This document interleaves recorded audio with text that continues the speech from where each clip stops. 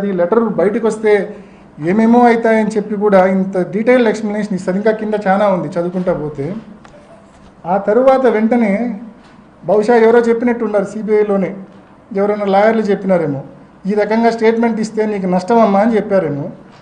ఇమ్మీడియట్గా నెల రోజులు తిరగకముందే, ఇది జూలై 2020, 28 జూలై 2020, ఇది 27 ఆగస్ట్ 2020, కరెక్ట్గా నెల రోజుల వ్యవధిలో ఏమంటది, ఆ లెటర్ ఉన్న విషయమే నాకు తెలియదు, అంతా తూచ్. నాకు లెటర్ నేను చూడలే, లెటర్ గురించి నాకు తెలియదు, అంతా తూచ్.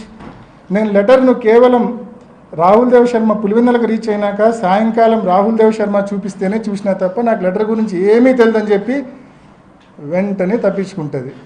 సిబిఐకి ఇచ్చిన వాంగ్మూలాలండి ఇవన్నీ కూడా. ఈజ్ దిస్ న్యాచురల్ జస్టిస్ అని నేను అడుగుతా ఉన్నా, సునీతక్కను అడుగుతా ఉన్నా, సిబిఐని కూడా అడుగుతా ఉన్నా. ఇది న్యాచురల్ జస్టిసా? సామాన్యుడికి ఇది సాధ్యమేనా?